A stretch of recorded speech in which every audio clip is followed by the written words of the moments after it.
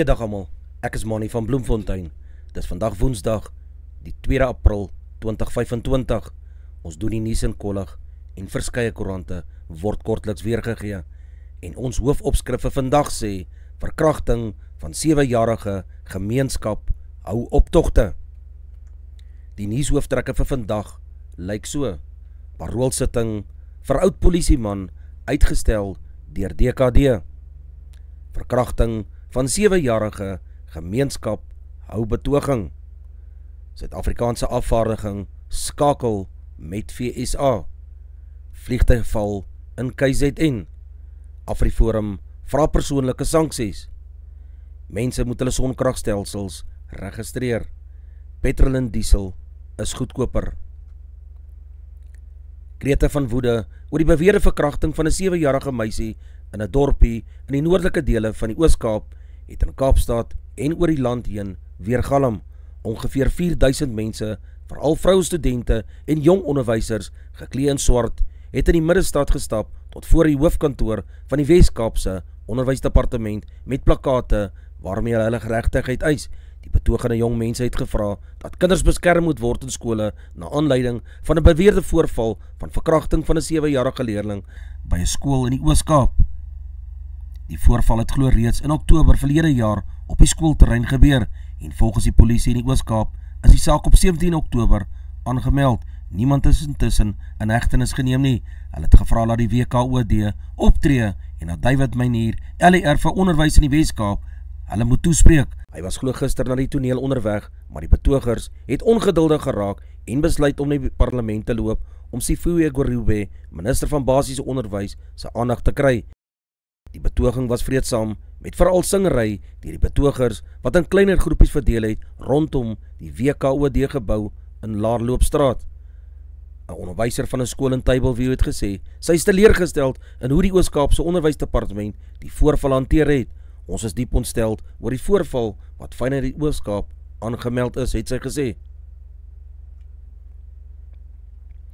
Die gewese polisieman wat sedert 2011 tronkstraf uitdien weens die moord op sy 3 kinders, sy jongste paroolsitting is op kort kennisgewing en sonder verduideliking uitgestel. Van 'n Westhuizen sou gister voor die korrektiewe toesig paroolraad van die departement korrektiewe dienste verskyn het, maar dit is uitgestel. Van 'n Westhuizen se regsverteenwoordiger sê die proses is onregverdig gewees. Hy is nie deur die DKD ingelig nie, terwyl buitepartye blykbaar reeds vrydag oor die uitstel gewaarsku is. In gevolge die wet op korrektiewe dienste mag 'n gevonniste persoon nie 'n regsverteenwoordiger tydens die sittings in diens neem nie. Hulle word alleen voor die raad gebring. Van 'n Westhuizen sou aanvanklik op 12 Maart voor die raad verskyn het, maar toe is die sitting na gister uitgestel. 'n Woordvoerder van die departement van korrektiewe dienste het gesê die paroolsitting het nog nie plaasgevind nie, om die paroolraad 'n gepaste datum vir alle partye moet bevestig. Die enigste partye benewens van 'n Westhuizen wat aan die gesitting mag deelneem is Charlotte, sy ex-vrou, en Erika Geibel, Bianca se ma. Albei mag ten tye van die sitting van regsverteenwoordigers gebruik maak.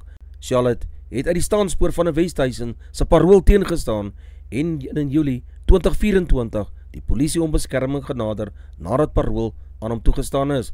Volgens die DKD het die paroolraad besluit om van 31 Julie 2024 tot September 2034 op parool te plaas, maar daardie besluit is vinnig hersien. 'n Afvaardiging van senior amptenare van Suid-Afrika het op 'n besoek aan die VN se algemene vergadering van die geleentheid gebruik gemaak om met hulle Amerikaanse amptgenote te vergader te midde van diplomatieke spanning. Die afvaardiging het met amptgenote in Washington geskakel, onder wie senior amptenare by die Withuis en die Departement van Buitelandse Sake om bilaterale prioriteite te kan bespreek. Die afvaardiging het sleutelkwessies en wanopvattings uitgeklaar. Die afvaardiging het die persepsie dat die Suid-Afrikaanse regering se beleide ontwerp is om die menseregte van minderhede in post-apartheid Suid-Afrika te skend direk getakel. 'n Opleidingsvlug van 'n Virginia lughawe noord van Durban het gisteroggend erg skeef geloop toe die vliegtuig teen bome vasgevlieg en neergestort het. Die Virginia lughawe is so wat 10 km noord van Durban geleë. Die vlieënier en 'n student wat in die vliegtuig was, is beseer en na 'n naby hospitaal geneem. Die erns van hulle beserings is tans onbekend. 'n woordvoerder van ILS Paramedics, sê toe hulle op die toneel aankom, was die eThekwini brandweer en provinsiale nooddienste reeds op die toneel. Die vliegtuig was erg beskadig. Die BLO ondersoek die ongeluk. Voorlopige verslae oor die oorsaak van die ongeluk sal oor 'n maand beskikbaar wees. AfriForum vra ander lande om persoonlike sanksies teen 'n EFF-leier in te stel. Leiden se verklaring: gister stel AfriForum se regspan 'n dossier teen Malema en sy kollegas saam wat sal wys hoe hulle menseregte skend en hulle steun vir terreurorganisasies uitgespreek het. Dit sal ook ernstige aantuigings van korrupsie bevat. Kali Kriel, uitvoerende hoof van AfriForum, reken die stap is nodig omdat Malema nie op tuisbodem tot verantwoording vir haatspraak geroep kan word nie, het hy gesê. Niemand mag onaantastbaar wees as hulle mense regte geskend het nie. Mense wat krag by hulle munisipaliteite koop, sal eers teen Julie meer vir krag betaal en die verhogings is nog nie bekend gemaak nie. Eskom het maandag gesê, huishoudings kan nog tot einde Maart 2026 hulle sonkragstelsels gratis registreer. Dit sluit in verskaffing van 'n slimmeter indien die huishoudings nog nie een het nie, 'n toegewing wat byna R7.000 werd is. Die koste van registrasie sou vanjaar R9.100 bygedra het. Die vergunning van gratis registrasie, insluitend die installering van slimmeter, geld vir enige sonkraginstallasie wat minder as 50 kVA kan opwek. MyBroadband het vroeër geraam dat 'n ingenieur tot R20.000 kan vra om te bepaal of hy huishoudelike sonkragstelsel wel veilig geïnstalleer is. Meer as 2000 mense is dood nadat 'n ewige aardbewing van 7,7 die stad Myanmar Vrydag getref het. Die aanvanklike skuddings het baie huise vernietig en aanhoudende naskokke laat inwoners onseker voel of hulle terugkeer na hulle huise of nie. Temperatuur het gister tot 40 grade Celsius in hierdie stad gestyg. Nog 'n inwoner sê, ook mense is bang om terug na hulle huise terug te keer. Ons voel nie veilig om by ons huise te slaap nie. So het Suwe Tintegise, wat 71 jaar oud is, aan die media gesê. So ons het na hierdie velde ingetrek. Die geboue langs sy huis is verskeie verdiepings hoog en staan nou skeef weens die skuddings. Brandweerwaans en swaar voertuie was buite geparkeer terwyl 'n reddingsspan besig was om daar te werk. Die N12 Wes naby Edenvale is gisteraand weens 'n enorme ongeluk gesluit. Die gesamentlike provinsiale bedryfskomitee in Gauteng het om 18:20 'n kennisgewing uitgereik waar motoriste versoek word om liefs nie die N12 heeltemal te vermy. Leiden se plasing van iTraffic op X is die verkeer op die N12 Wes na die Edenvale afrit herlei. Daar was glo 11 motors, 3 vragmotors en 'n bus in hierdie ongeluk betrokke gewees. Kobus Verster, uitvoerende hoof van ArcelorMittal Suid-Afrika, oftewel AMSA, het gister op 'n virtuele media-konferensie na weke se stilswye oor gesprekke agter geslote deure uitgebrei oor die maatskappy se toekoms in Suid-Afrika, nadat maandag aangekondig is die fabriek bly tot einde Augustus wel oop. Verster sê dis waar dat die NOK, wat reeds 8,2% van AMSA besit, 'n groter belang het in die maatskappy. Enoch Godongwana, minister van Finansies, het vir 'n totale belastinginkomste van R2006 miljard begroot. Die totale belasting wat ingevorder was op R2303 miljard, 6,9% hoër as die vorige jaar gewees. Terugbetalings aan belastingbetalers het die meeste tot nou toe nog beloop, naamlik R407 miljard, wat 8% meer as die vorige jaar is. Godongwana het aanvanklik in Februarie 2024 'n teiken van netto op R1863 miljard belasting gestel. 'n Agteruitgang in ekonomiese toestande het daartoe gelei dat die syfer in Oktober in die mediumtermyn begrotingsraamwerk tot R1841 miljard hersien is. Persoonlike inkomstebelasting wat ingevorder is, het met byna 13% of R81,8 miljard toegeneem, het hy gesê. Met die onttrekkings in die tweepotstelsel het die SAID R12,9 miljard se persoonlike inkomstebelasting ingevorder. Die belasting wat deur maatskappye betaal is, het met 2% of R6,5 miljard verhoog en was beter as wat verwag is. Dit is ook aan die finansiële sektor toegeskryf waar beter winste getoon is. Omdat invoere teen einde Maart gekrimp het, is minder as wat verwag is op BTW op ingevoerde goedere ingevorder. Motoriste gaan van vandag af minder betaal vir alle soorte petrol. By die kus gaan 95 oktaan petrol 76 sent goedkoper word per liter. 93 oktaan word 60 sent per liter goedkoper. Diesel met 0,05% swaal word 68% per liter goedkoper. Diesel met 'n 0,005% swaal word 90 sent per liter goedkoper en gas word 78 sent per kilogram goedkoper.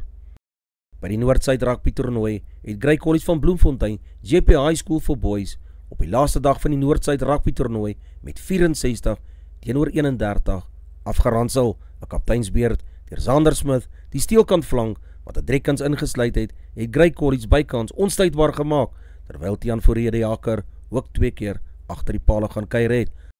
Paul Roos Gymnasium het sy onoorwonde rekord wat sedert 2024 strek voortgesit deur vir die Hoërskool Noordheuwel met 26 teenoor 19 te wen. Hoërskool Garsfontein het die Hoërskool Stellenberg met 25 teenoor 18 gewen. Hoër Landbouskool Oudtshoorn van Riversdal het vir Help Mekaar College van Johannesburg met 40 teenoor 21 gewen. Rondebosch High School het in sy skutterspel voortgesit en die Hoërskool Nelspruit met 47 teenoor 12 gewen. Die Hoërskool Rustenburg en Hoërskool Nikomolan het gelyk opgespeel met 15 punte elk. Die Hoërskool Brackenfell het met sy haastige tempo vir die Hoërskool Mareviljoen van Alberton met 38 teenoor 12 gewen.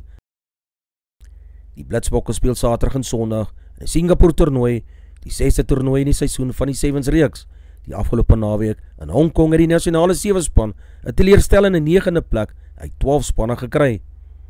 Ryan Oosthuizen, 'n boerling van Stellenbosch wat op die skoolbanke van Parel Gymnasium gesit het gesê hy en sy spanmaats is nie tevrede met hulle vertonings in Hong Kong nie.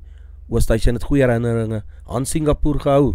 Hy was deel van die Blitsbok span wat die toernooi in 2019 daar gewen het. Die Suid-Afrikaanse span het Fiji daardie jaar met 19 teenoor 20 in die eindstryd gewen. Die talentvolle 19-jarige aanvangskolwer Sam Constas is gister met 'n kontrak van Cricket Australië, die KA, vir die 2026 seisoen beloon. Hy het 'n pypdebuut gemaak en 60 lopies van 65 bolle geslaan met 6 viere en 2 sesse. Constas is een van 23 manspelers wat Cricket Australië in Sydney met kontrakte beloon het. Nog 'n nuweling op die lys is die linkerhandse draaibalbouler Matthew Kuhneman, wat vroeër vanjaar die speler van die reeks in die oorwinning van 2-0 teen Sri Lanka was. Hy het 16 paaltjies geneem. Die Aussie speel in Junie in die eindstryd van die wêreldkampioenskappe teen Suid-Afrika op Lords en daarna 3 toetse in die Wes-Indiese eilande. Die eerste toets in die reeks om die as is in November in Perth. Kevin Lerena gaan boksgeskiedenis maak wanneer hy sy wêreldbokstitel vir die eerste keer op eie bodem verdedig. Die toernooi sal op 1 Mei in die Sunbet Arena in Pretoria plaasvind. Lerena sal sy Bridger gewig titel op die spel plaas teen Serhii Radichenko van Oekraïne. Die 32-jarige Lerena sê dis ongelooflik om sy titel in Suid-Afrika te kan verdedig. Om die eerste te wees wat dit in Suid-Afrika se geskiedenis doen, maak dit nog meer spesiaal omdat slegs die 3de WBR kampioen tot dusver te wees is 'n groot eer, het hy gesê.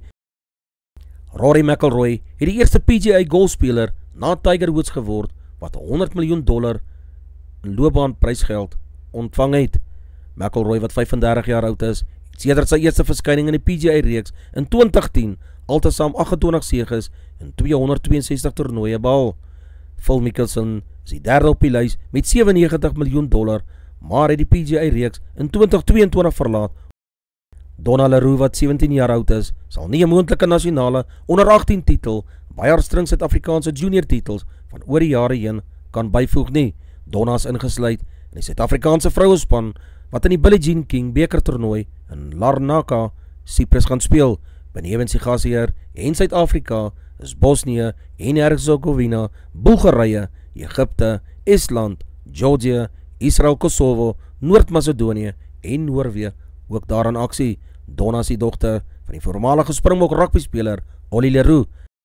Benewens Donna is die 2 van sy susters, Marie-Louise en die belowe Janie, asook Caitlin Ramout en Abigail Vosloo, wat 17 jaar oud is, ook vir die nasionale vrouespan gekies.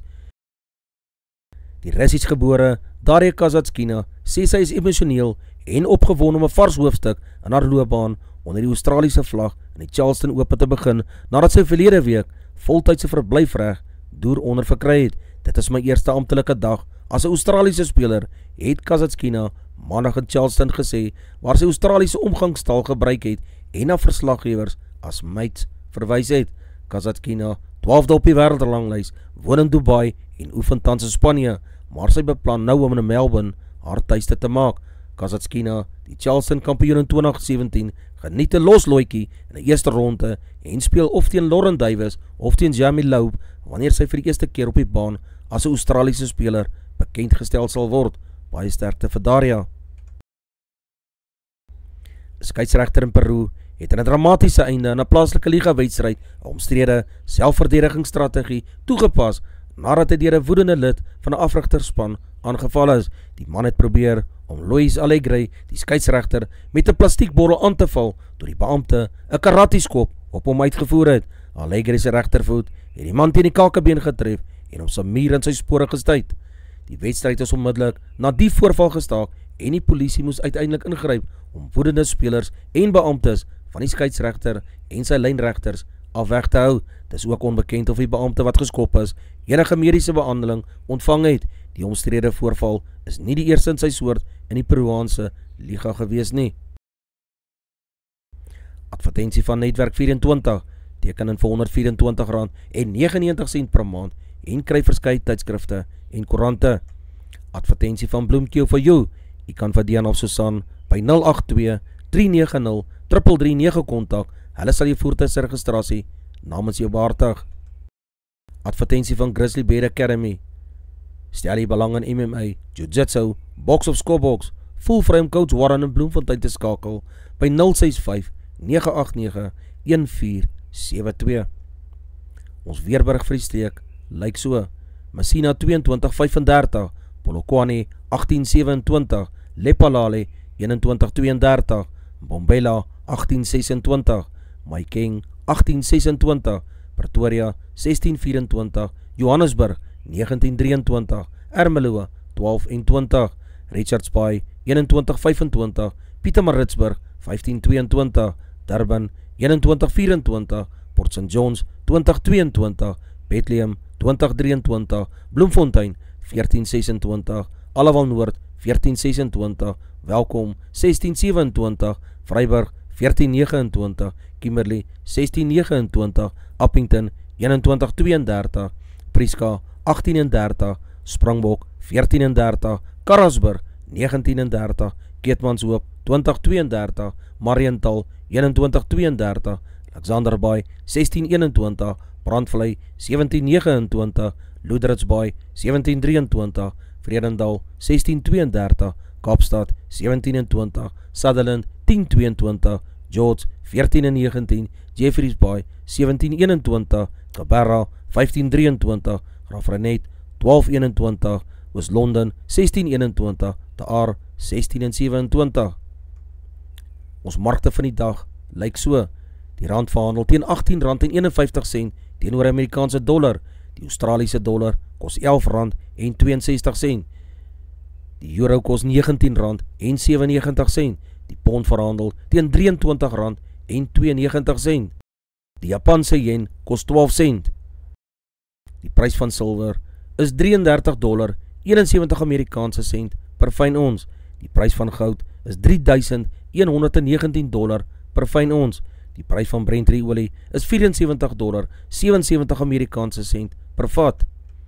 Dis al vir vandag. Onthou om te like, deel met jou vriende en jou vriendinne en onthou om te subscribe. 'n aangename dag word vir julle toegewens.